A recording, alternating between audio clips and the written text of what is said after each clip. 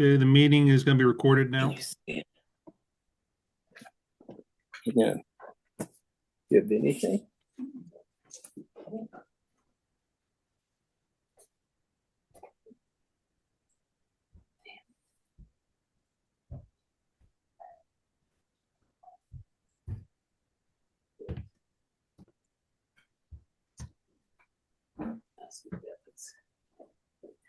Craig, what's that cat's name?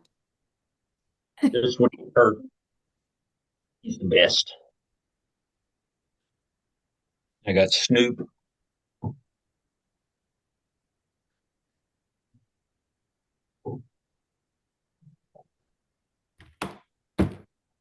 You got anything? Just a second. Oh.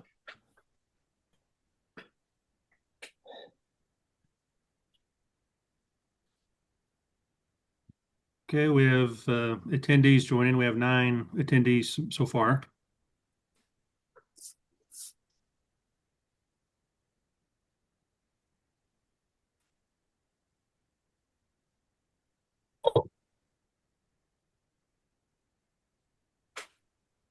Linda, that thing little. Move it. Mr. Mayor, you're unmuted, FYI. Yeah, I know.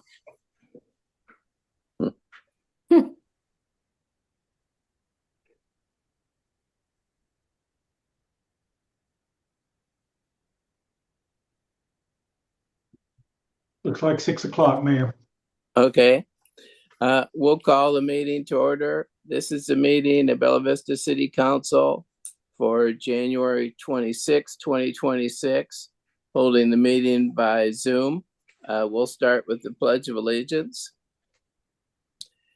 I pledge allegiance to the flag of the United States of America and to the republic for which it stands, one nation, under God, indivisible, with liberty and justice for all.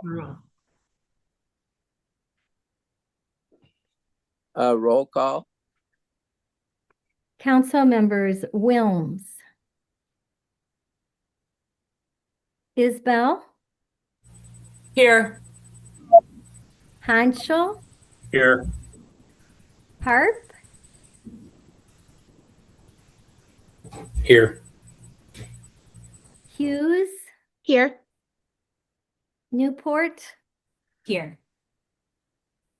So Wilms is absent. And Mayor Flynn is here.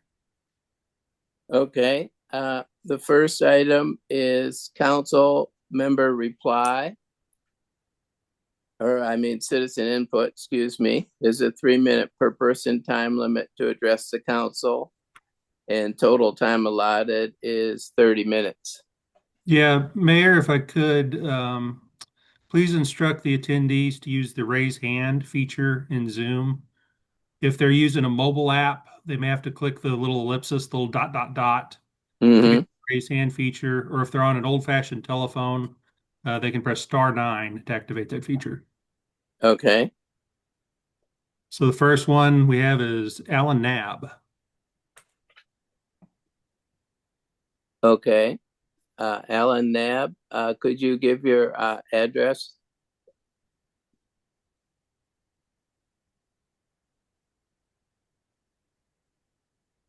You may be muted, Alan. Okay, can you hear me now? Yes. I can. Okay, my address is 1 Allison Drive, Bella Vista, 72715. Okay, thank you. Can you just wait a minute? I need to make sure I have this information. 1 Allison Drive, correct? Correct. Okay, thank you. I'm Okay, sorry. go ahead, Alan. Okay, the on the agenda for the City Council working session was an item about the Public Safety Advisory Board. And my perception from that item was that the members, the 5 members for the Public Safety Advisory Board would be approved by tonight's council action, but I see there is no such agenda item. So my question is when do you believe that the nominees will be presented to the city council for approval? That's a good question, Alan. Yeah, we were planning to do that this evening, and we had a problem getting people lined up. And when we had to go to, getting people get back to us, things like that. And when we had to go to this format, we thought it'd be better to kick it to February. So we were going to announce that at the February meeting. The first time they were going to meet was sometime in March. So we felt like we had time to do that. But we did have 43 applications, which I got to tell you was very gratifying that people are so interested. And so I'm sorry that we weren't able to complete that tonight, but we would definitely will get a hold of everybody and let them know and have an announcement in February. Okay, thank you, because I was one of the nominees. Okay, thank you. Do we have anybody else, John? Can I just offer one reminder? We're working with a different format tonight, but public comment is 3 minutes to comment. It's not necessarily a Q&A. And so I just want to say that for the benefit of everyone who may be wanting to participate. Okay, thank you. Thanks.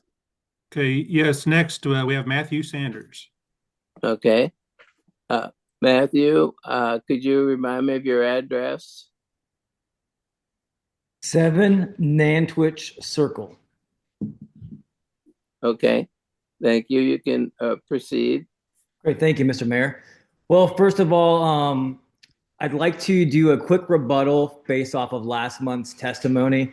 I was reached out to afterwards, and I was questioned on whether or not I liked children, and I wanted to support them. And so to that, I would say I'd like to point everyone to Matthew chapter 18, verse 6, where Jesus says, "Anyone that harms a child of mine should tie a millstone around their neck and drown in the sea." And I stand with Jesus, period. To move forward, what I'd like to talk about is this is my 1 year. It's been 1 year since I first spoke out about our house issues. And I want to catch everybody up to where we are. We are sitting at $150,000 of known issues, repairs that are needed to be made on the house to bring our house to code. Our house should have never received a certificate of occupancy based on the failures to inspect for each of those known inspections. And I understand that the inspector Arnett, who inspected our house, has been terminated for not being able to do her job the way she was supposed to. So I don't blame the city for what has happened. Now I'm asking the city to help me move forward. And so we've identified, that there were some scrupulous builders who were using pictures from other builds, and you guys have changed that. And I appreciate all those efforts, but what we have left me and my family with is a house that quite literally doesn't meet code and is dangerous. Our most recent identification, I got to catch you up. In June 2025, the lawyer of the builder and their engineer came to our house. They spent 4.5 hours inspecting all of the issues that we addressed. And they produced a 60-page document basically substantiating every one of those claims. Furthermore, they've identified other issues with the framing. And right now, we have our exterior walls framed with 2x4s when the code in section R602.3.1 clearly says that it should be a 2x6 construction because our house holds up 2 floors and a roof. So I sent an email tonight asking all of our city council members and the mayor to please re-inspect our house for the 3 known safety issues that need to be addressed by the city. Matthew, your 3 minutes are up. Great, thank you.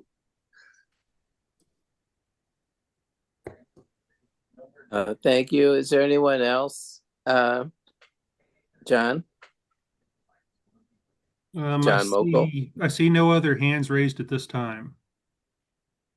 Okay.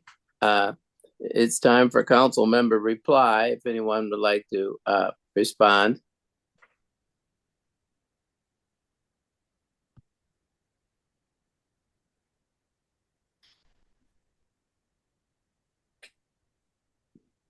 Okay, I take it that no one does. The next item on the agenda is reports.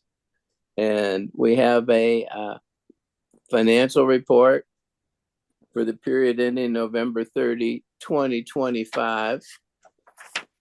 And first I want to talk about the results. The operating income is up 10.2%, operating revenue this year as compared to last year. The city sales tax is up 12.3%. County's up 2.8%. Property tax is up very significantly. We'll wait for year end to be sure on that. So it was a very good report. The total operating expenditures are 1.1 million below budget. So the revenues are 1.8 million more than budget. And the expenses are 1.1 million below budget. So we're almost $3 million ahead of our budget. So that's very encouraging. I did want to point out to you one change that Kim Hall and I made on the very first page, the balance sheet. It used to say cash and cash equivalents, and it still does. It says 11.8 million, but it now has a breakdown. It's broken down between general funds available and our cash reserve requirement. And the third item is the money that's from impact fees, since that can only be used for certain things. And the point of this is to give people a little more clarity, particularly the cash reserve requirement. You know, that's a self-imposed restriction. So people say, oh, we have $11 million. We've got tons of money. And some of that money we've made a decision that, hey, we always want to have this much in reserve, right? So that's the reason for that breakdown, just so it explains it a little more thoroughly. And down in fund balances, similarly, we've added categories. We have restricted, and then we have assigned. And assigned refers to things that are donations that are not yet spent. So for instance, if the library gets donations, it needs to be used for library things. If the fire department gets donations, it's used for fire things. So it's somewhat of a nature of a restriction. Then there's the reserve, and the reserve is referring to that same self-imposed ruling, and that number is exactly the same as the cash reserve requirement. And then it shows what's unassigned. So it's just a way to see the cash and the fund balance in a little more detail. And we thought we'd, rather than wait for the new year, we thought we'd start doing that right away. Thought people might find that helpful. So the other thing that happened, I think I mentioned last week at the work session, we did get a AA credit rating on our new bond issue. So I was very encouraged by that. And I did want to remind people we have a bond meeting, a city council special meeting on February 3 at 5:30 p.m. at the courtroom. And we had 4 people who are able to make that. So it's important to make that, or else let us know if you have some type of problem with it, come up at the last minute. hopefully that won't happen. So that's the financial report. And I think if there aren't questions about that, we'll go ahead to the next item, which is the election of mayor pro tempore. Jason, did you want to just briefly mention the rules on that? I think people probably know them by now, but you might mention them briefly. Well, we only do this once a year, so I'm happy to refresh everyone's recollection with the rule. This is Rule 9B of your rules of your standing rules of order and procedure. The city council shall, at the time of organizing in public session, elect one of its members as mayor pro tempore. Any council member may nominate himself or any other member of the city council for mayor pro tempore, and no second of a nomination is required. Each council member shall vote by naming his choice by voice vote if there is more than one nominee for the position. A majority vote of the city council shall be required for election. Okay, so we're open for nominations. If anyone would like to nominate someone. Mayor Flynn. Yes, Travis. Yeah, I believe there's some ethical and probably FOIA violations in relation to the mayor pro tem vote. So I would motion to table this until we have further discussion on that, probably in another session. Mayor, that motion would not be in order. First of all, I'm concerned about what the FOIA violation might be, but nevertheless, state law requires that at the regular meeting in January, at the time of organizing, that the council must elect a mayor pro tempore. So, Mayor, it's state law that cannot be tabled to a future meeting. Okay, yeah, I thought we had to do it in January. Is there anybody else with nominations? I'd like to nominate myself. Okay, who is that speaking? Greg. Oh, okay, Greg Hansel.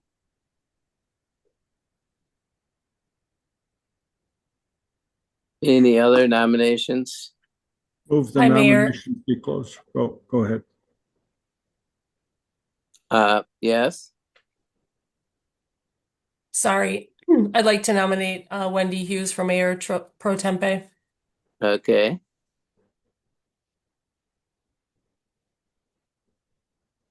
Larry, did you have something? I was going to make a motion that the nominations be closed.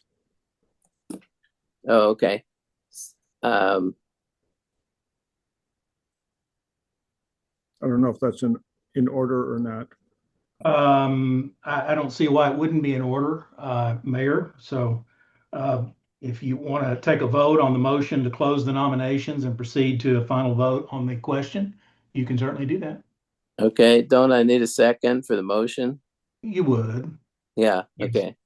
Is there a second? Second. Who is that? Greg. Oh, okay. So that was a motion by Larry Wilms, second by Craig Hansel. Roll call vote to close the nominations. Councilmember Wilms, Vote for a person. Is that the idea? No, we're just voting to close the Close. nominations right now.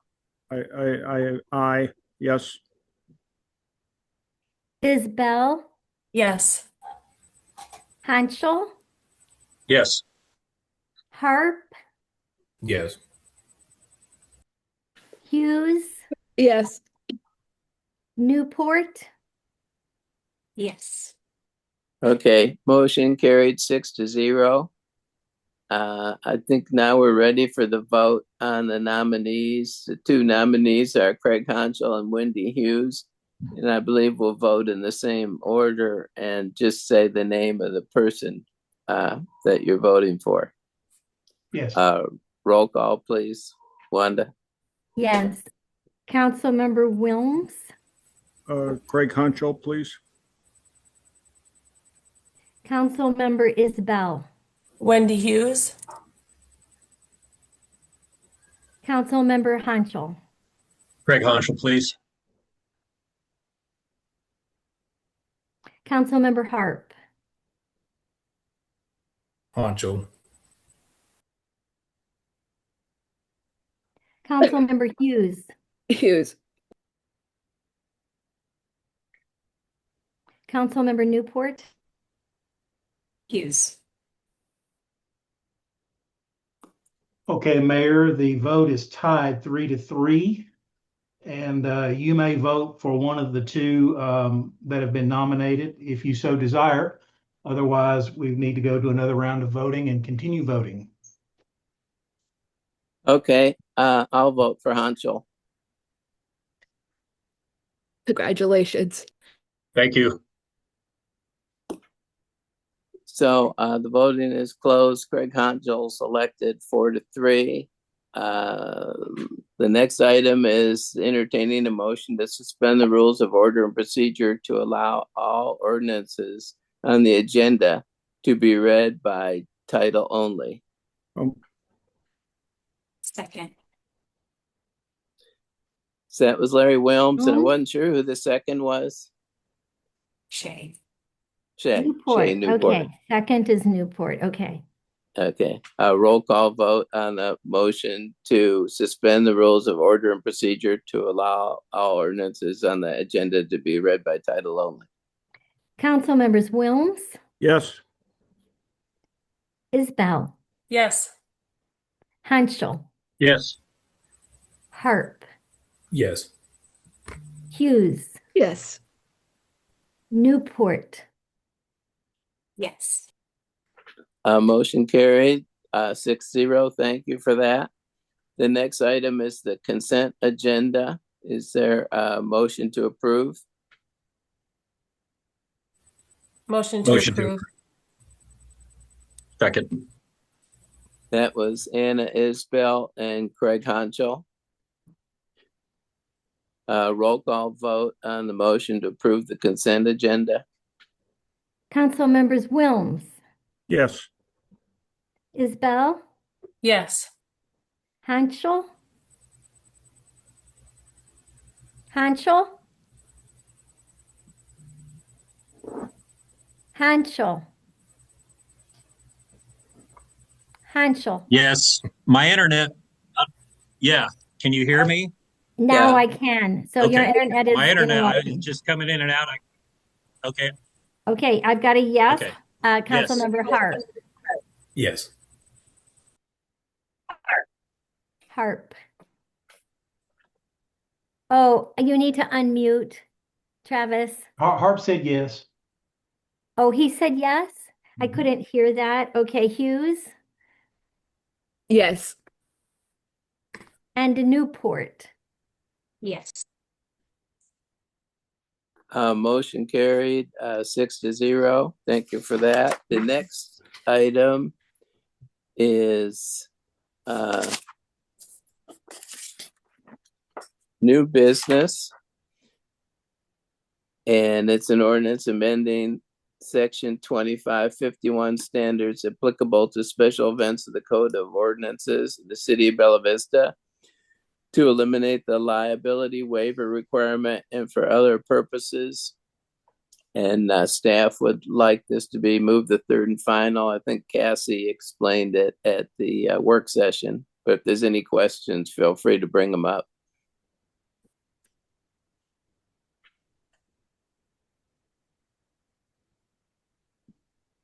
Oh, is there a motion to go to third and final? I have a question, Mayor. Oh, okay, Larry. So we take a vote on this, and first motion is go to third and final, or do we take a vote on the ordinance itself? All ordinances have to be read 3 times unless the rules are suspended. So there's going to be what is being requested, I believe, is a motion to suspend the rules, go to third and final reading. There will be a vote on that motion. And then if that motion is adopted, then the mayor will read the title for the third time. There will be debate, and then potentially a motion to approve, final approval at that time. Thank you. I'll make a motion to go to third and final. Okay, so Second. The motion is to suspend the rules and go to third and Suspend the final rules reading. and go to third and final on this ordinance. Okay, that was Larry Wilms. And was the second, was that Shay? Anna Isbell. Anna, Anna. sorry. Yeah. Sometimes when people speak, their picture doesn't come up, so then it can be challenging. Okay, so it was motion by Wilms, second by Anna Isbell. I need to read it third and final. Well, no, we need to vote first, don't we? I'm sorry. You got to vote on that motion. Yeah, we need to vote on the motion to go to third and final. Okay, so council members Wilms, Yes. Isbell, Yes. Hanchel, Yes. Harp. Yes. Yes, okay. Hughes, Yes. Newport. Yes. Motion carried 6-0. So I'll read it for a third and final time. Ordinance amending section 2551 standards applicable to special events of the Code of Ordinances of the City of Bella Vista to eliminate the liability waiver requirement and for other purposes. So I think we're ready for a roll call vote on passing it. Don't we need a motion to adopt it? Oh, yeah, we need a motion and second, that's right. Mayor, there needs to be a request if there's any further debate, and then if not, then a motion to approve would be in order. Yeah. Is there any further debate? I motion to approve. Second. That was Travis and Craig Hunchel. Roll call vote on the motion to approve. Council members Wilms, Yes. Isbell, Yes. Hanchel, Yes. Harp, Yes. Hughes, Yes. and Newport. Yes. Motion carried 6-0. Thank you for that. The next one is an ordinance waiving the requirements of formal competitive bidding and authorizing the purchase of street sand and salt based on price and availability by informal price quotes through December 31, 2026.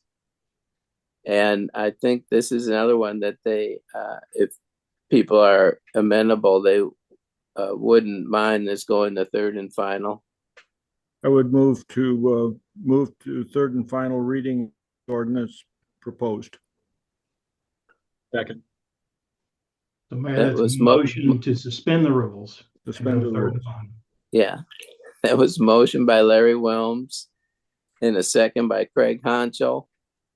Roll call vote on the motion to suspend the rules and move to third and final reading. Council members Wilms, Yes. Isbell, Yes. Hanchel, Yes. Harp, Yes. Hughes, Yes. Newport. Yes. Motion carried 6-0. Is there any further debate or discussion? I think, Mayor, that Mayor, if you've got to read the title for the third time. Oh, I'm sorry. Waiving the requirements of formal competitive bidding and authorizing the purchase of street, salt, and sand based on price and availability by informal price quotes through December 31, 2026. Larry Wilms, I think you had a comment. I did. The table of historic practices seems to show that we've done fairly well in using this approach to acquire sand and salt for our winter road protection. And I would make a motion to approve the ordinance. Okay. Is there a second? Second. That was Larry Wilms and Anna Isbell. If there's not any more discussion, we can go ahead to roll call vote. Council members Wilms, Yes. Isbell, Yes. Hanchel, Yes. Harp, Yes. Hughes Yes. and Newport?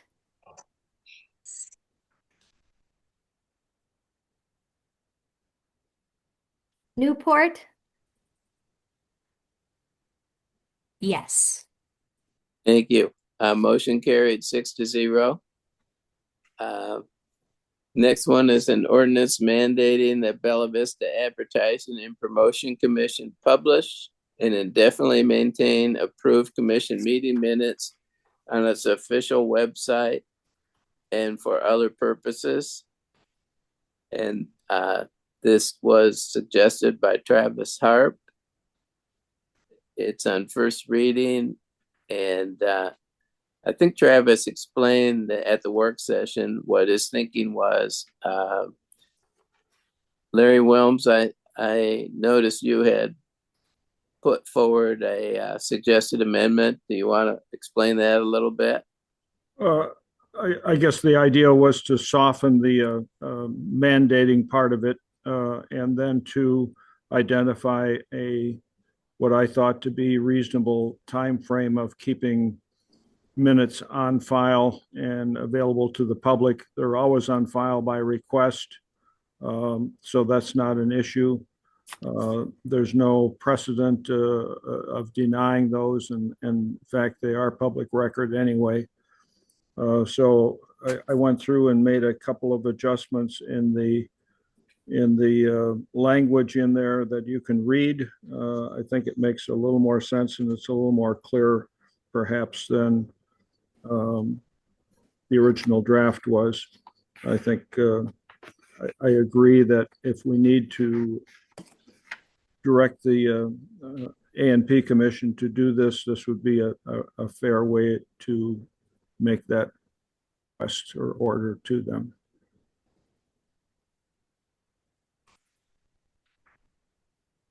Yeah, it looked like you were saying that keep them on the website going back 2 years. Correct. Initially, they would start with the first 12 months back, and then we would build to that 2-year limit based on how it was written. And it makes sense to me. Sir? Yes. I am great Wendy? with, I'm sorry, thank you, sorry. I am great with either the original ordinance or the amendment. I think it's fantastic to require that boards and commissions have minutes required. Was anyone of the mindset that we should have this across the board with all of the boards and commissions that we have, or should we just maintain it only for the A&P? I like the idea of having them all available, but I understand if that's not the desire of the council. I'm so sorry about the coughing.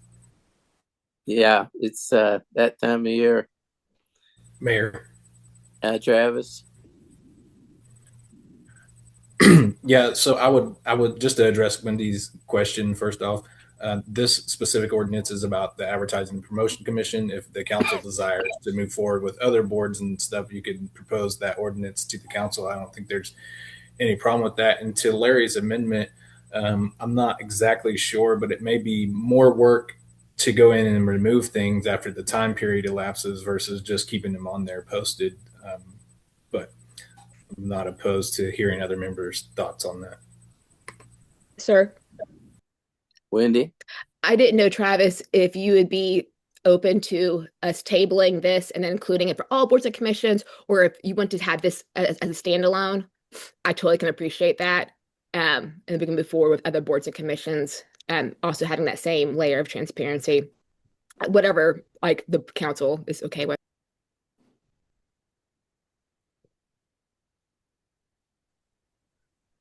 Mr. Mayor.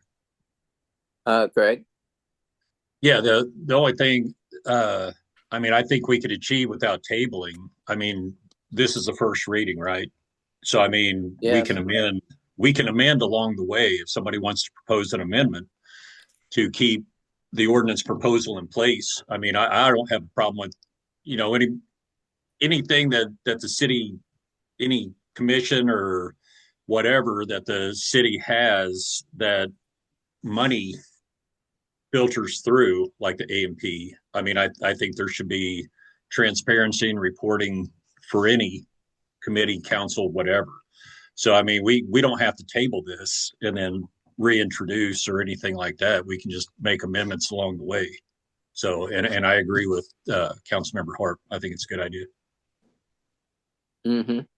I need to clarify one thing. On the proposed amendment, I didn't draft it. It says at the bottom that I prepared it. I didn't. I think that's just a cut and paste from the original ordinance. I'm sure that's all that was intended by that. I just wanted to provide that clarification. I would just say this: there is underlined language and italicized language. And I assume that means that the strike through is deleted and the underline is added. Is that because it doesn't say that? And that normally would be the case. I just want to provide clarity for that point. That would be correct, Attorney Kelly. That the crossouts are deletions, the underlines are the insertions following it, and they're in uppercase and lowercase depending where they are in the text body of the draft ordinance. Mr. Mayor. Shay? Yeah, I just wanted to say to Councilmember Wilms that it seems like in the amendment you've proposed, there's conflicting timelines. At the beginning, you say covering prior to calendar years, and towards the end, it says for the 12-month period. So I would just, I like the idea of your amendment, and I would like to consider it further, but if we could get some clarifying language around exactly what you're proposing, and I would personally like to review that next month. That's a good point. One thing I wanted to bring up and maybe partially ask our attorney about, we have some commissions that have decision-making authority and some that are strictly advisory. So that seems like a big leap between the two. And I didn't know if we should have minutes on all of them or just distinguish between the ones that really have some, power to do things. We have commissions like the Library Advisory Board that just advises, and there's a number of different ones like that just advise and don't really have power to do things the way the A&P Commission does. I understand that, Mayor. I would point out a couple of things to you. Not all of your advisory boards take minutes. Cassie pointed that out. I'm not sure if, say, the Library Advisory Board or the Tree Advisory Board, we have several. I don't know that they take and approve formal minutes. The ordinance that you have in front of you is, as Mr. Hart pointed out, strictly about the A&P Commission, and it has a degree of independence. The council does have the right to require it to post minutes. It has the power to require its advisory commissions or advisory committees and boards to make minutes and to have them posted. But the direction of them to post it is because they are independent. And so it's not like the city government itself can just do it. So we need to provide an instruction that they have to do it, which you can do. Now, in terms of all the other boards and commissions that are not independent, the city staff does that, and that's all answering to the mayor. So, and the mayor can determine if he wants that or not, or the council can direct that. But I just wanted to point out that there is a little bit of a different consideration when it comes to the A&P Commission related to everything else. Don't confuse minutes with FOI. FOI applies to governing bodies, so that has to do with the public access to their meetings, and then that in turn deals with decision-making authority. So things like our planning committee, obviously the A&P, but the Planning Commission, Board of Zoning Adjustments, Board of Construction Appeals, any of those groups that have authority to do something legal. FOI applies, and I believe they do maintain minutes. Things like your Tree Advisory Board, your public safety, your soon to be reconstituted Public Safety Advisory Board, Tree Advisory Board, and Library, and there are others. Those do not fall within the FOI definition of a governing body. So that's probably why there's some distinction between those as well. But and probably a good reason as to why there are no minutes. At least I'm not aware of any of those advisory boards that do minutes. I don't know if Cassie's on the line and she could answer that, or any of the other staff that sort of coordinate those. But if you want to require them to take minutes and put them on the website, then we're going to need to do a little bit more work on this ordinance or another ordinance.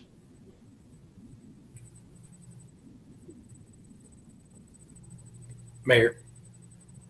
Yes, Travis. Yeah, just to kind of re-articulate some of the points that Mr. Kelly made for us. This specific ordinance is about the Advertising and Promotion Commission because they're an entity that collects taxes independently from the city. I don't believe any of those other boards or commissions do that.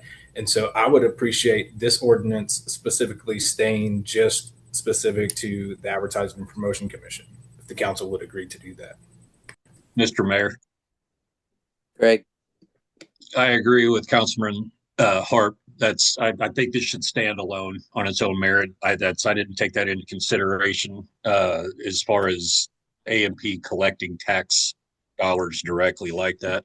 So yeah, I understand, and we can come back through with a different ordinance that would address the other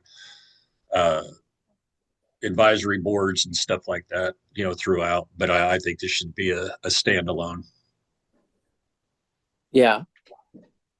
Okay. Well, sounds to me like if you guys are in agreement with it, maybe we should go to second reading next month and maybe clean up the language a little on the amendment, and then you can decide, how you want to proceed. Does that make sense? Yes. Okay. So why don't we try that? Mayor? Yes? I would concur with the comments of the attorney and Councilor Craig. I think that Councilor Newport's comments about in the title about covering the 2 calendar years needs to be eliminated. So I'll submit a revised amendment with that lacking. Yeah.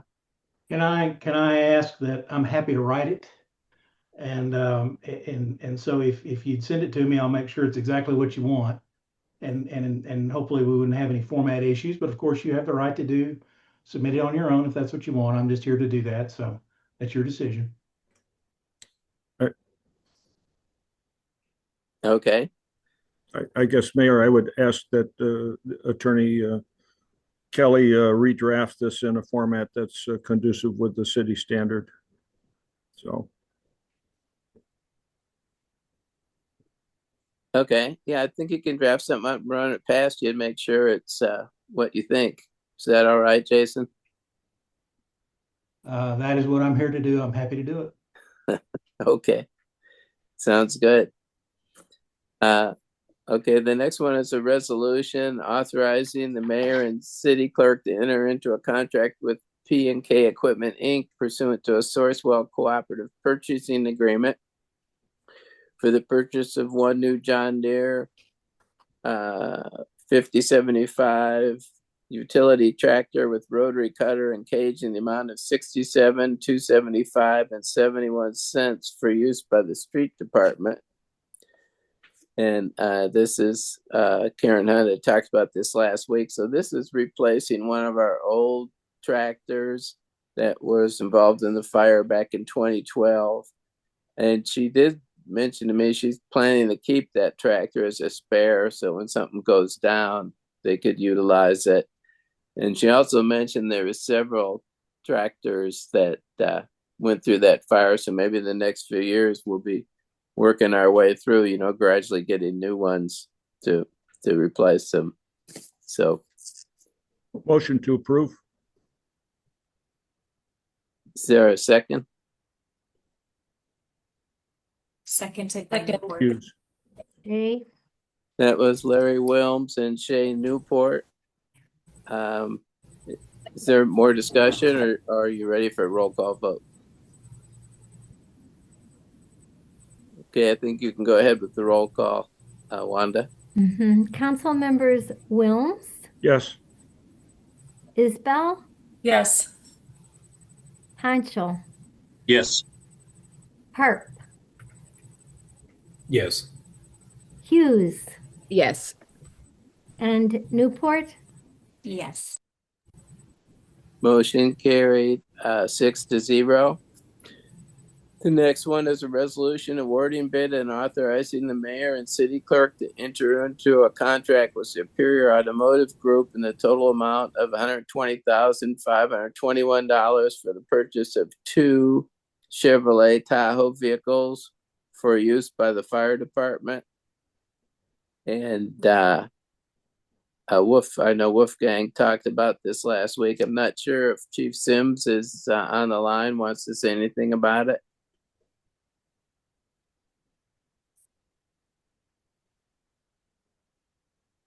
I understand that he may have had some trouble. He might not be able to make it tonight. Oh, okay. I knew he was supposed to be back travel wise, but now you mention it. No, I'm online, Mayor. Oh, are you? Oh, I'm sorry. Excuse me, That's Chief. good. Oh, that's fine. That's fine. Right. Is there any questions? I guess I didn't read the packet completely for the work session, and I did this time, all of it.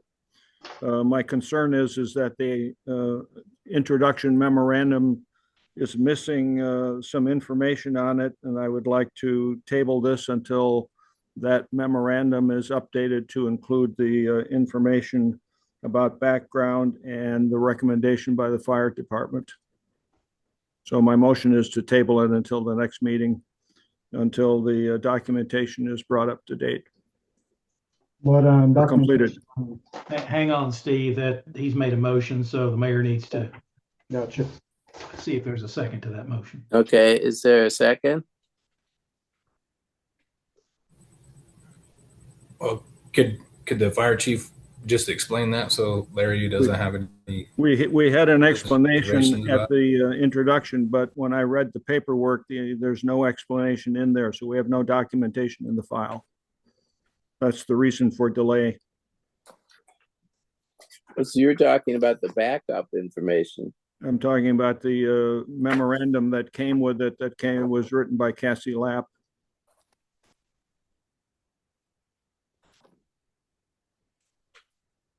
Okay. It doesn't address the background in writing in the narrative. I know that Deputy Chief verbally told us about that, but I think it needs to be in the paper documentation. Yeah, I think you're referring to the part he talked about where I think one of the Tahoes was around 55,000, the other was around 65 because of different things on them and whatnot. No, not even that. The fact is that I think this one here is where we have a vehicle 2012 that we're replacing on this one. Is this the Tahoe? Yeah. It's correct. A 2012 Tahoe, but none of that information's in the documentation that was submitted. So I'd like to send it back and have that finished, completed, so we have good paperwork for it. Okay, I didn't hear where I got a second on the motion. I'll go ahead and second it so we can vote. Craig, okay. That was the motion to table item P until next meeting is by Larry Wilms and second by Craig Honchel. So we could have a roll call vote. Well, Mayor, first there can be further debate on whether the item should be tabled. Yeah. Would you like to? And then I don't know if Mr. Sims had something he was trying to say something and. Okay. Well, no, this was done it for myself from Cassie. Cassie, you're on here. Can you speak to that? Because all the documents we had, we sent to Cassie to include in the packet. The documentation on the purchase is there, but not the documentation on the rationale that's in the memorandum transmitting it. There are two items. One is the background And the other one is the recommendation of why you chose this particular thing. The bids are included in the agenda packet. The bids are included. That's clarified on its own, but that doesn't finish the documentation. If you look at the others that are submitted in the whole packet that we got today, the two items, the background and the recommendations are both. Oh, you're talking about on the memo. Yes, ma'am. Oh, my apologies. I didn't. No, I completed these for Steve since he was out of town, and I don't typically do that, so that part did not get done. I uploaded the bids and the bid notice as requested, and I mean, I suppose, Steve, you can speak on the background as to why this bid is the one that you guys chose. I don't have any problem with the choice. My problem is with the documentation of the rationale, which is consistent with all of the other things that we get. Did Chief Wolfgang cover that with y'all? That he told me he did. I mean, what do you need to know? He verbally told us that at the meeting, but that's not in the paperwork. And so what we needed is in the paperwork. Steve, I think what he's wanting is why you guys chose this bid over other bids. Is that correct, Larry? No. Got one. We only received one bid. I'm looking for an explanation of the background as to why we're doing this, a written narrative, and then a written narrative of the recommendation on choice. And those were verbally given to us at the work session, and we can hear it again tonight, but it doesn't make the documentation in paper backing it up for. That is something that on the vehicles like this, we have never produced in the past. Well, we discussed that at the work session. Maybe I've been remiss in not calling you on it, but if it's been that way in the past, Steve, Chief Sims, I apologize for excusing you. No, and I apologize I didn't get in there. Like Cassie said, I was out my admin assistance on FMLA right now, so she was helping the fire department out in that aspect. So in the past, we just, told the council what we're using these vehicles for and what we're getting these for. They're replacement. Two of them are replacement vehicles, and one of them is additional since we hired an additional inspector. I appreciate that. I understand the need. I'm going to support the need when we come to vote on it, but now as the paperwork is not ready to be processed, in my humble opinion. You don't have the documentation complete. Mayor? Yes, Nana. I'm looking through the other things on the agenda tonight where we're making purchases, and I'm trying to figure out what's missing from this one that would not be missing from the others. I guess I'm not understanding or seeing what Mr. Wilms is referring to. I don't have the packet in front of me, but there's a memorandum from Cassie Lapp that presents the document for consideration. The background section is blank and void, and the recommendation is blank and void. It goes from the introduction of what they want to do and then the bid tabulations. And if you look at those from other departments, they include all of that information on their introduction. Mayor, I have a question. Travis? I don't have the packet's not loading for me. My internet's gone. Is this a resolution or ordinance? Could you remind me? Oh, it's a resolution. Yeah. Resolution. And then my other question would be to the fire chief, if since he already has this on bid, what would be the outcome if we pushed it back a month? Would that be detrimental to the fire department or to this bid? Well, we'll probably have to go out and possibly have to go back and rebid this project. Okay. Mr. Mayor. Yes. We may be able to include it with our special meeting in February. I just wanted to ask Mr. Kelly if there was any kind of legal requirement for this memo or is it a necessity or is it a nice to have on having that portion of the packet? I'm sorry, I think I was speaking over you. I apologize. It's informative for the council. It has no legal bearing. The system that we use to generate the agenda and to upload the documents. Provides fields for various things that they fill in. And then that memo is automatically generated based on the data that's input into the fields. And so that's how that memo is created. The operative documents are obviously the text of the resolution, the bid specs that are in there, justifying why this particular vendor was selected. Those are the key documents. But it is certainly within the council's purview to say, I want more complete information before I'm willing to vote on something, and that is within the council's right to do so, though the memo itself does not have independent legal bearing. Thank you, Mr. Kelly. For my portion of the debate, I just want to state that I think the verbal presentation that we received both last week and this week are public record. They'll be in the meeting notes, and that's sufficient for me, although I do really appreciate your attention to detail, Mr. Wilms. Okay, is there any more discussion? Right now we have a motion and a second to table resolution P. So if there's no more discussion, I think we can vote on that. I need one clarity, that's to table to next month, To our next meeting. to the next regular meeting. Okay. Well, the next meeting of the council, whenever we can put it on. So if we can put it on the meeting in February 3rd, it can be there.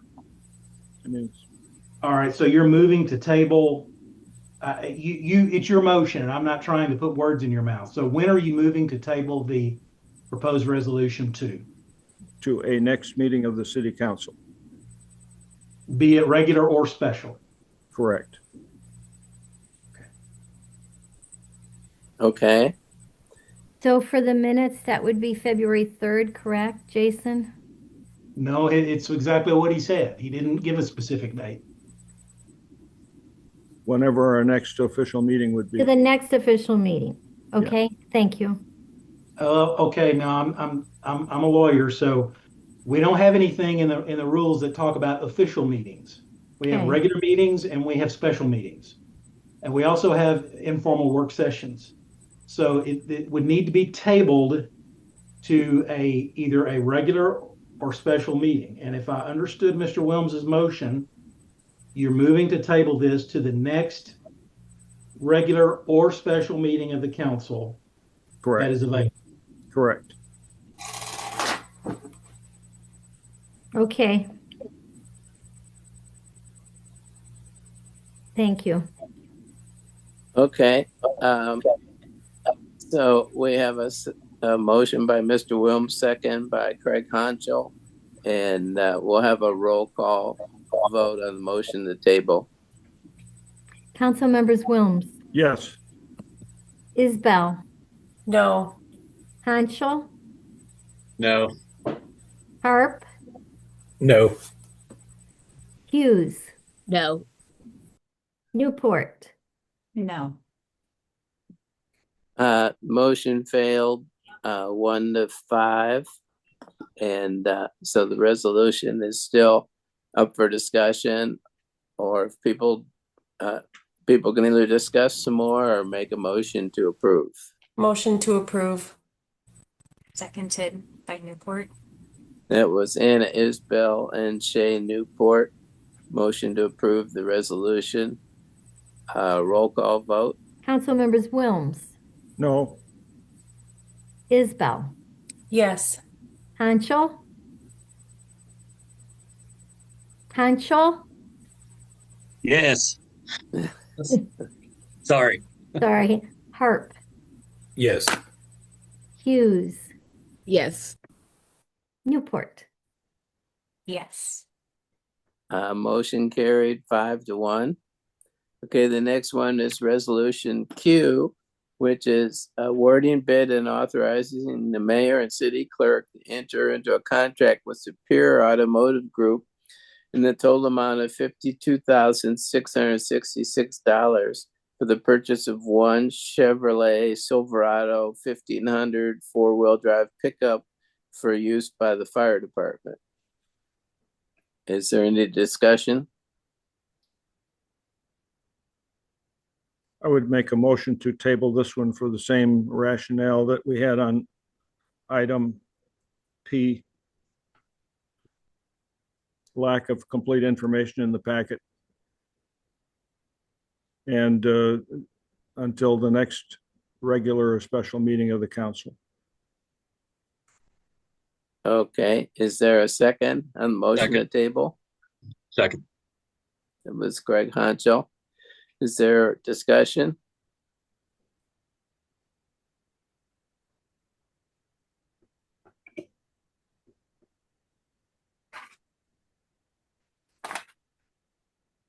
Okay, I guess we're ready for a roll call vote then.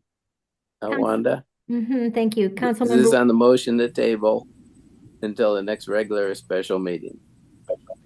Council members Wilms, Yes. Isbell, No. Hanschel, No. Harp, No. Hughes, No. and Newport. No. Okay, motion failed 1-5. Is there any more discussion, or would somebody like to make a motion to approve?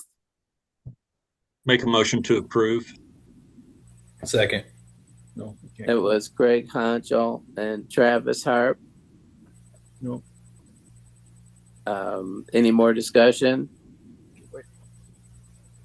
Okay, let's go ahead with the roll call vote. Council members Wilms, No.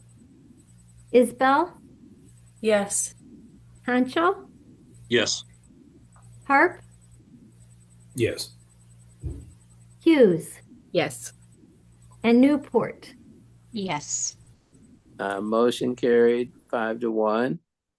Next one's a resolution approving the mayor's appointment of Eugene Oberlander Jr.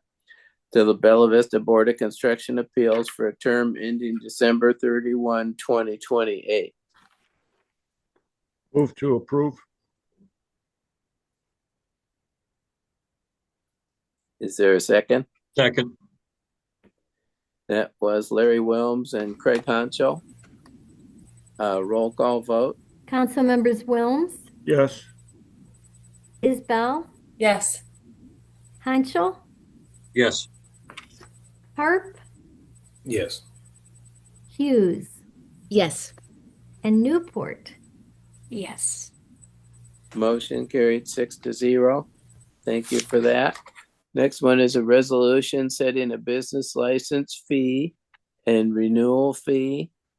And I think Taylor talked about this at the work session, and it's in your packet what was suggested. Is there some discussion about it? I guess my thoughts are is that I don't see where there's a benefit to the businesses of our introduction of a business license program.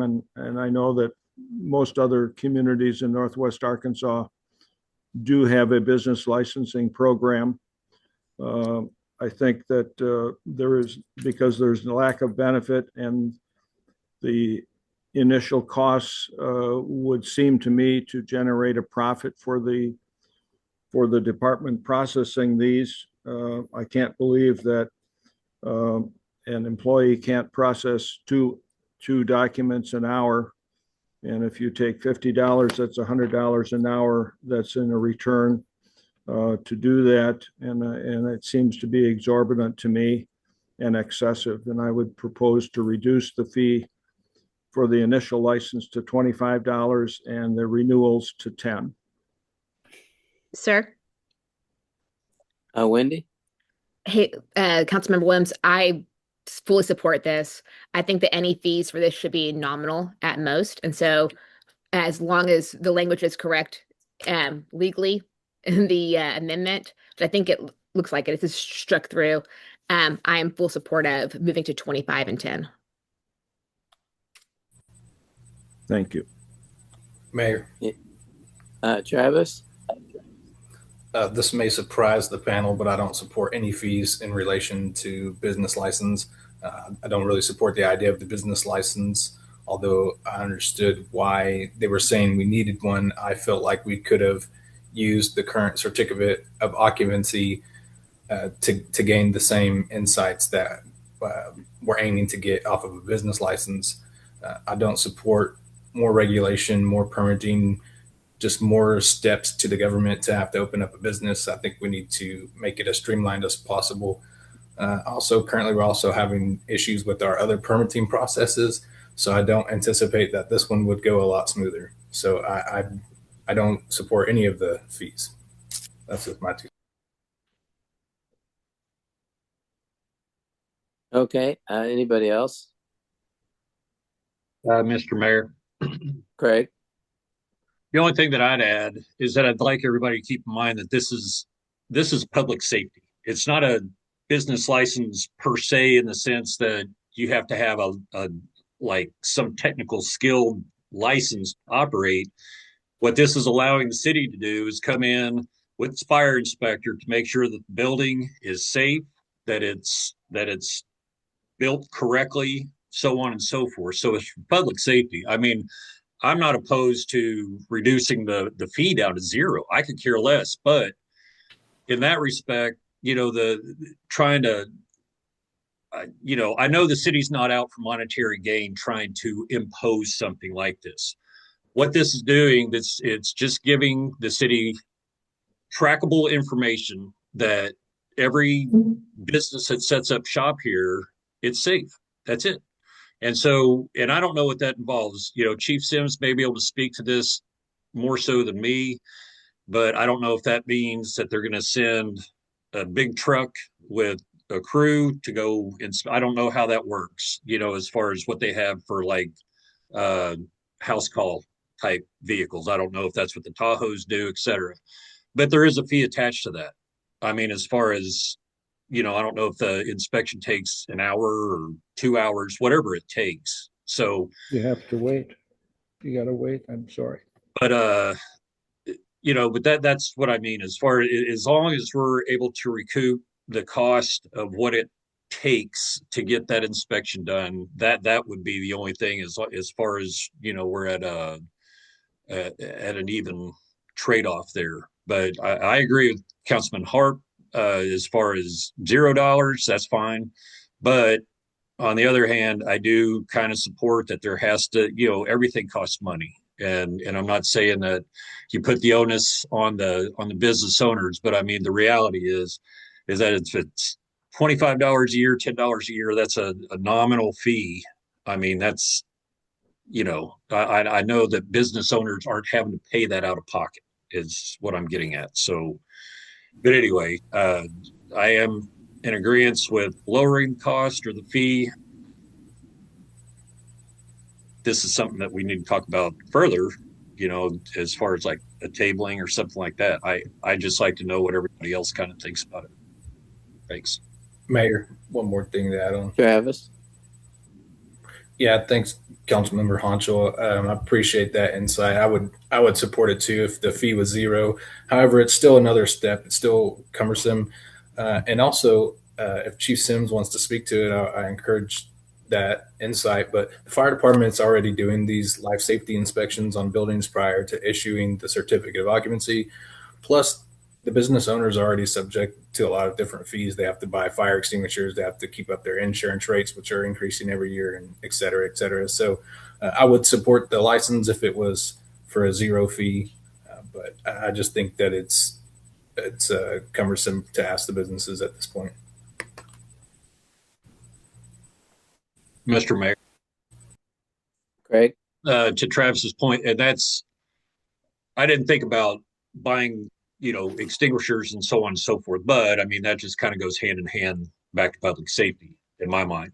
So I'm not trying to turn this into a big drawn out debate or anything like that. But if it's a redundancy, I mean, this may be something that we need to talk about a little bit further. If the occupancy and the license are basically one and the same, I mean, certificate of occupancy, we could, is it doing the same thing? I was going to ask you, Jason. I was curious to what your take is on it, if you don't mind, please. Well, I don't have a take in terms of an opinion. I just need to make sure everyone understands what the legal impact is here. If you set this at 0, it does not mean people don't have to get a business license. You've adopted the business license ordinance and requirement. Those requirements are in place. So that is not going to eliminate the business license if you say it's charged 0. So it's not a backdoor repeal to your business license. People will still have to get one. So so that part is sort of decided unless you decide to go back and do something with that in the future. All this does is says, okay, the ordinance says we charge a fee. This is the amount of the fee. And the fee can be 0 if that's the will of the council, or it could be what's proposed, or it could be something in between. It could be anything. I would just caution the council, and I certainly don't think there's any discussion about going higher, but you can't use it as a revenue generator. So it has to be in some way viewed as a recoupment of the cost, expense, labor of maintaining and doing it. And so it has to be thought of as kind of what's our break even in terms of what it takes for the government to implement it. So that's the limit. And Taylor provided some of that information. I would also say this, that ordinance is coming into effect, and there are timing issues related to the need to figure out what the fee is going to be it 0, be it 50, be it 25, be it 10, whatever that is. And I haven't seen Taylor. I don't know if she's on the on the meeting as well, but I'm here. I would defer to her on timing issues. But I just want to reiterate we're not debating whether we should have business licenses. That debate has taken place. This debate is the amount of fee that will be charged for that. Mayor, do you want me to discuss the timing? Yeah, go ahead, Taylor. So we need a fee established, whether it's 0, 25, 50, 10, whatever it be, before Monday, February 9th. The plan was, if you guys approve this tonight, we could release the application tomorrow to everyone who's been asking for it. We've got some early birds, or early, whatever the saying is, early birds that want the worm, whatnot, doing their due diligence that are asking about it. And we can't release it until a fee has been set. And so I'm not sure time-wise if there would be another meeting between now and then. I know you guys were maybe discussing another meeting possibly next week, but we do need a fee decided by y'all before February 9th. And another thing just to keep in mind is it's not just one person that's touching this. It's a permitting software that's touching it. It's a intake person that's touching it. It's a planner that's touching it. It's a building that's touching it. It's a fire inspector that's touching it. So, we're looking around 4 to 5 staff, and then however many inspections are needed to complete that process. So it's not just like one person sitting here and touching it and getting it out the door.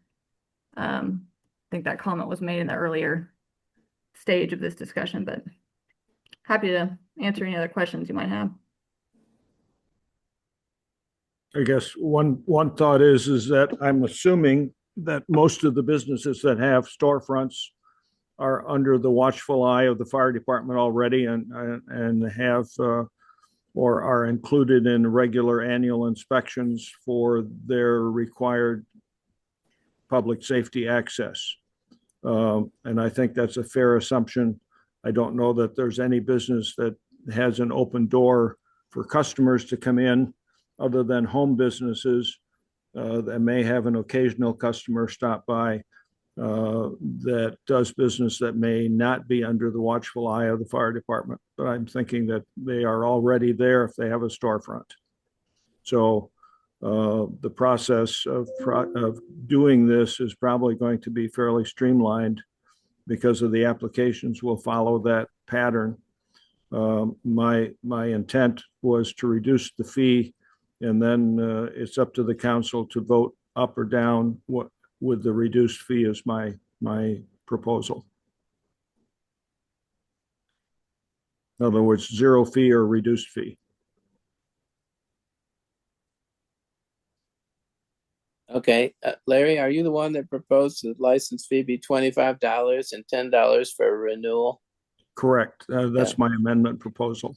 Okay, Mayor, I need to, again, just to provide clarity for the record, there is a proposed amendment which was sent out to the council. It says I prepared it, I didn't. But this is again just a cut and paste from the main resolution, which was in the packet. There's nothing intended by that. I just want to point that out. I think this is if I'm understanding, and Mr. Williams has yet to make a motion, but if he's wanting to strike 50 in section 1, strike $50 and insert $25, and then further in that section to strike $25 and insert $10. Is that what? And we have that in writing, which is the only rule. And so if we're limited to that potential amendment, then Mr. Williams could move that amendment, and then there could be a second and further debate on that. Would make a motion to amend resolution under item S for business licensing to reduce the fees from 50 to 25 and from 25 to 10. Okay. Seconded by Newport. Okay, that was a motion by Larry Wilms and a second by Shay Newport. Is there more discussion, or are people ready to vote? I'm not trying to prolong this. The only thing that I would be curious to see, and I'm glad Taylor made that point. I mean, I didn't assume that a person rubber stamps pass it on. I know it's going to go through a lot of hands, and that's kind of what I was getting at earlier. That there's a fee attached to make sure that we're break even. That makes sense. Doing it for free, we can't. Everything costs money. I mean, but that's the concern that I have. I don't want to. If this could be like a reviewed something where we can monitor what that expense looks like. I know we can make adjustments down the road, but I would be curious, like if we just kind of tracked the amount of time or what the expense is, like a 6-month window, a 3-month window, something like that, and then we can come back and make adjustments if we need to. I don't know how we get into all that stuff too, because that would be another huge discussion. But I mean, I'm almost on the fence to table this because now I just have a lot of questions. But I mean, we could vote on this in February. That's consideration. If we tabled it, to the special meeting. So I don't know where everybody else is at with any of it, or what anybody else's thoughts are. But I'm fine with reducing the amount, but I don't know if that's adequate or whatever. So I'm kind of on the fence. I guess in response to Craig, I kind of agree with what you're saying. The reality is I do not see a material benefit to most of the businesses. We may catch a few that are not under the fire department inspections now, but I think those are going to be far and few between for storefronts. So I think we already got them covered from the safety standpoint. I know that's an argument, but I don't feel that you're going to have more than a handful if you have that many that are already not covered by the fire inspection on an annual basis. So, Mayor, may I speak? Chief Sims? Yes. So I just want to recap, and I know a couple of things have been said here, and there are a lot of departments that are involved in this business license that will help us out tremendously moving forward. But I do want to recap that annual inspections do get done by the fire department. Okay, so every year we try to get in every brick and mortar business in Bella Vista, commercial business. We try to get in there and make sure they're in the same location, make sure they're in the right area, make sure they have everything that's safe that they need for their business. We do that. We try to get through all those annually to almost 300 or so businesses here in Bella Vista. Where our issue lies with this, which the business license will help us with, and it goes far beyond the fire department, folks. It starts out with the planning. We have people that move from one place to another because they either can't afford to rent here or something happens here and they have to move over to another area. What this will help us with is if they have a business license, they'll locate that business license to their new address. Well, that will kick in a inspection or a certificate of occupancy or a location change of that business to make sure they're in the right place, make sure they can occupy their business in that space. That would kick that process in to make sure that planning's right, make sure that they're building what they're going into on the building side. If they're making any modifications, that kicks in the permit side for safety on the building, and it kicks in the fire department side for safety of the occupancy of that building. So that's kind of where it helps us out in that aspect. Not necessarily we're going to get through the buildings or the businesses, but it would be nice to know if they change location before we have to go in and say you can't be in this location because you're not in the right zone, or you're not occupying this business safely, or you made these modifications to here and now you're being fined for that. Taylor, you want to speak on, am I kind of going down the right path on that?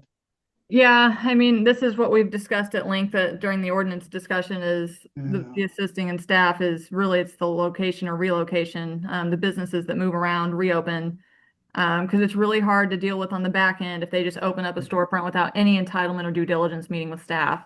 If they don't meet with staff, check the zoning before they buy it, or the realtor doesn't, right there is already starting a path that's pretty difficult for the business owner. And then we have to come in on the back end, and that's what we're trying to prevent.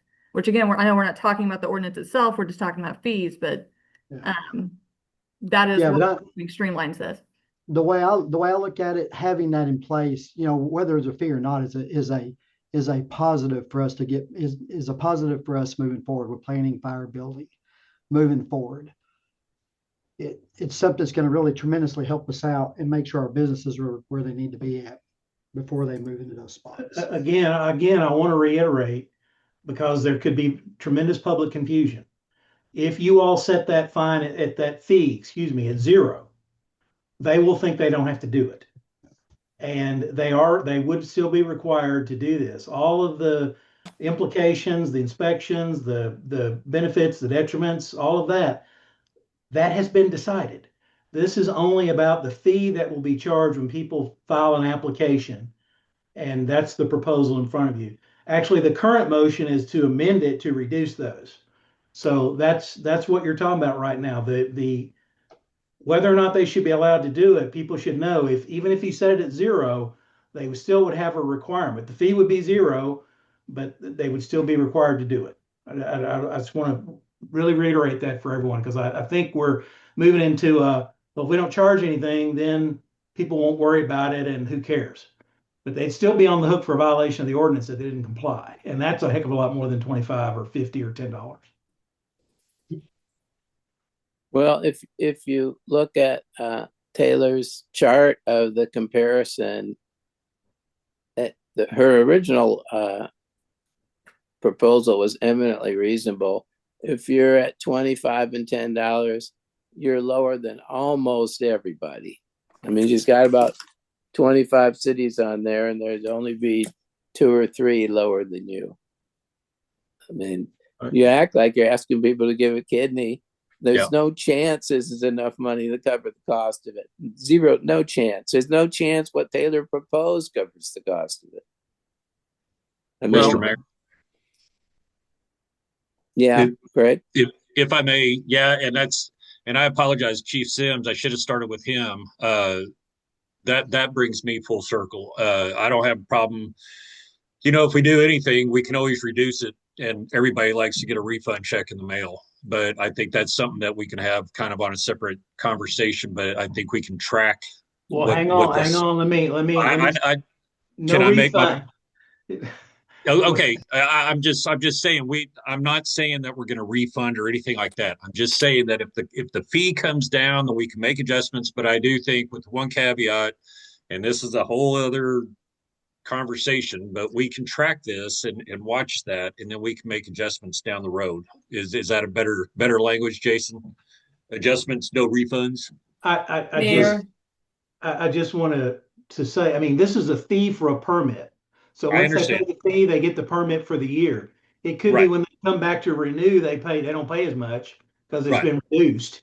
I just wanted to make that point. Yeah, I apologize. Thank Mayor, you. Anna? Speak? Thank you. I don't want to make light of any fees for our residents, and opening a business is a really challenging and difficult and expensive endeavor. So I appreciate all the folks that are coming in and opening businesses in Bella Vista. But we are talking about if there's 300 businesses times $50, I mean, we're talking about $3,700 total. So it's definitely, I don't feel that it's a money grab for the city. I do wonder if it would even pay for the cost of all the departments that need to have a hand in the business license. So I do think we should proceed with the $50 and the $25 renewal. I definitely think that's fair for all of the folks that have to touch it and be a part of it and ensure that everything is in place. So I know we have to vote on the current proposal, but that's my 2 cents. I guess in defense of the reduction, if you look at the table that was included with our packet, Rogers' fee originally is $25. Bentonville has zero fee. I guess and Fayetteville is I think 25, and then a renewal of or 25 to 88, I guess is what it is. So we have two big sister cities next to us that are at or below the amended rate that I'm proposing. So, Mayor. Yes. Yeah. The only thing I'll add to this is it's a good possibility I'm the only one on the panel that has been through the process and got a business license and has an LLC and operates my own business here in Bella Vista. And I could just tell you, this fee is not a lot, sure, but when you add them on all the other fees that business owners get, it adds up, and it adds up fast. Yeah. I would be in favor, if the rest of the council is, of tabling this and giving a couple more options to the next special meeting, and just vote on it.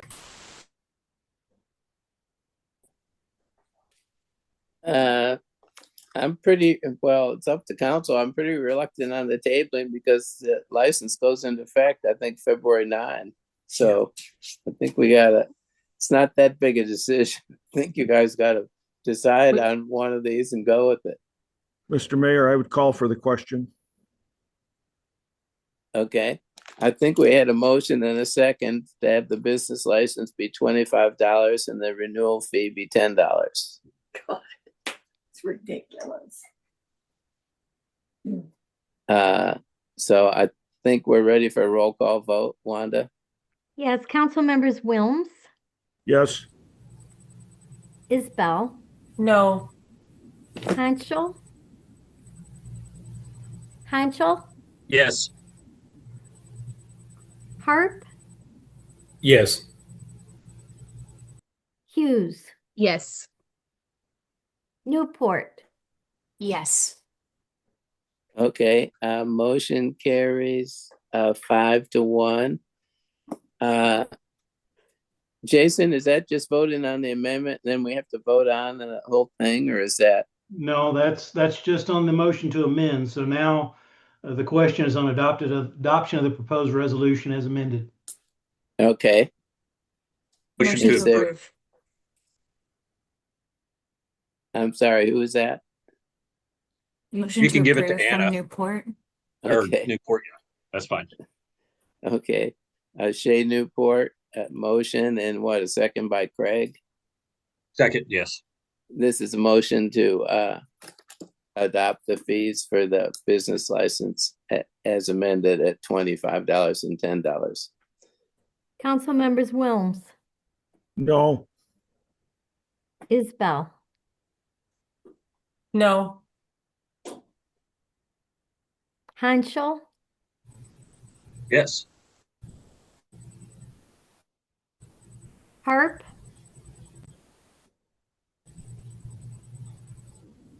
Yes. Hughes, Yes. Newport. Yes. Motion carried 4-2. Okay, thank you for that. Next one is a resolution approving the mayor's appointment of Chuck Woods to the Tree Advisory Board, position 3, for the remainder of a 3-year unexpired term ending May 1, 2028. Move to approve Chuck Woods to the designated board. Enthusiastically second. Okay, that is Larry Wilms and Travis Harp. Roll call vote. Council members Wilms, Yes. Isbell, Yes. Hanschel, Yes. Harp, Yes. Hughes, Yes. and Newport. Yes. Motion carried 6-0. Thank you for that.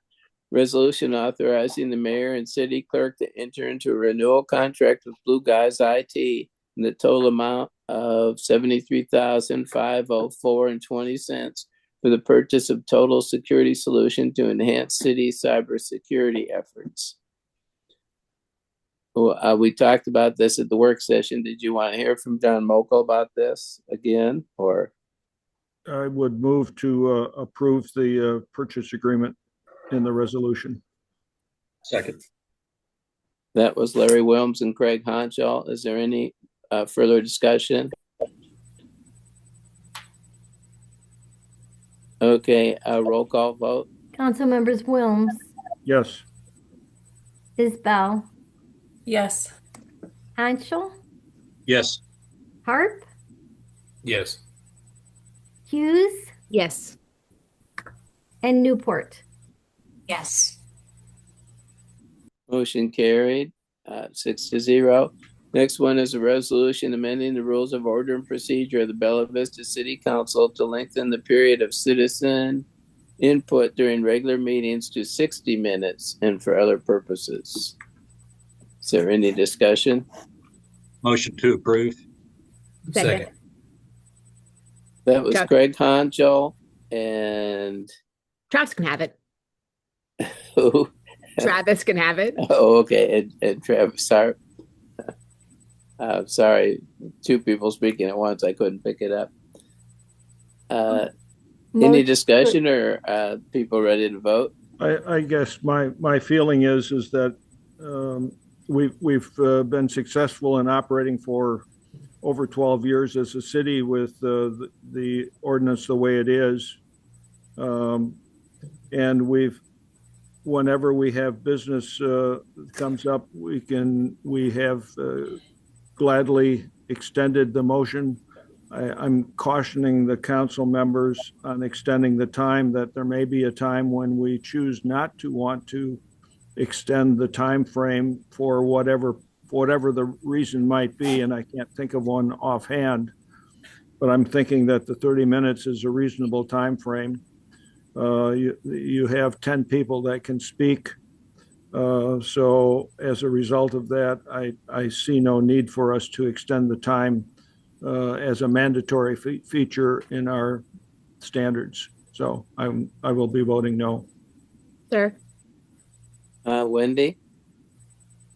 So I've watched several council meetings before I was elected, and those were the STR council meetings. Those are the ones where it was an hour and a half of public comment before the meeting even started.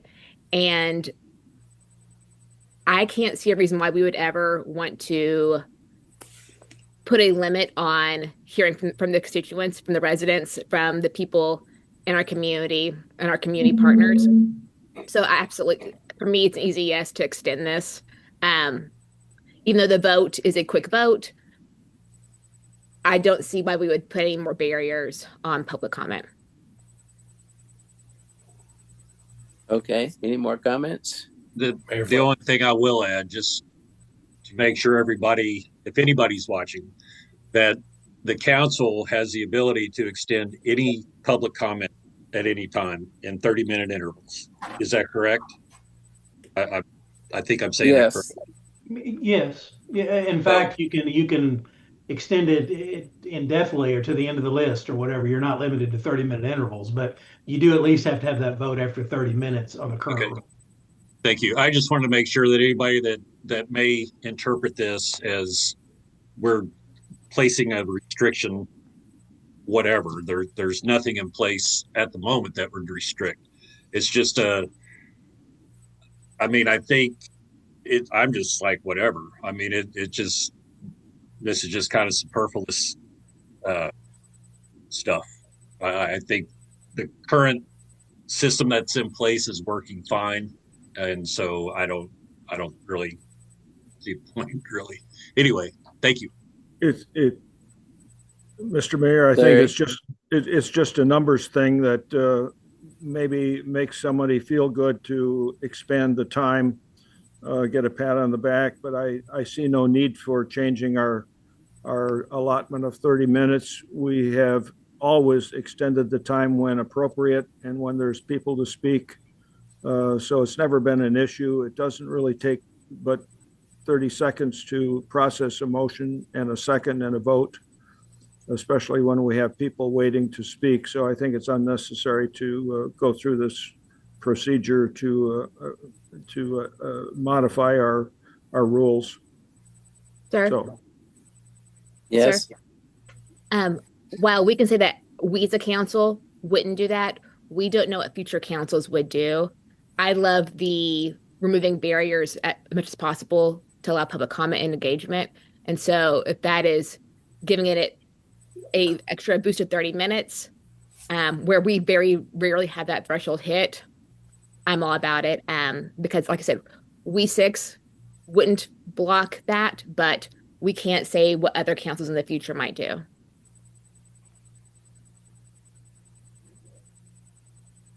Anybody else, or are we ready for a roll call vote? Okay, let's go ahead, Wanda, with the roll call vote. Council members Wilms? no. Isbell? No. Hanschel? No. Harp? Yes. Hughes? Yes. Newport? No. Resolution failed 2-4. Okay, announcements. As we've mentioned, there's a meeting February 3 at 5:30 p.m., a special meeting of council at the courtroom. Next council work session is 5:30 p.m. Tuesday, February 17 at Bella Vista District Court. Next city council regular meeting, 6 p.m. Monday, February 23 at Bella Vista District Court.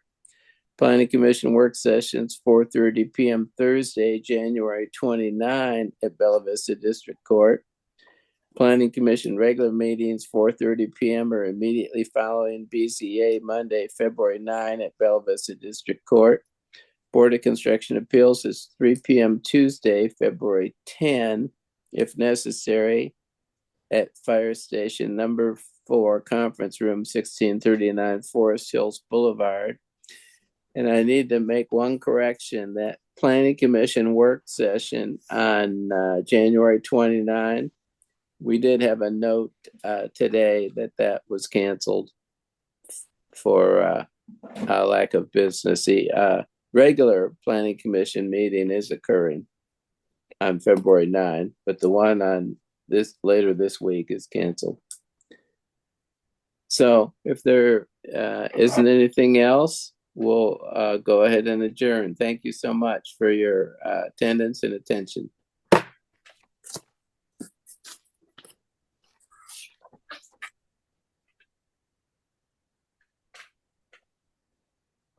There you go. No.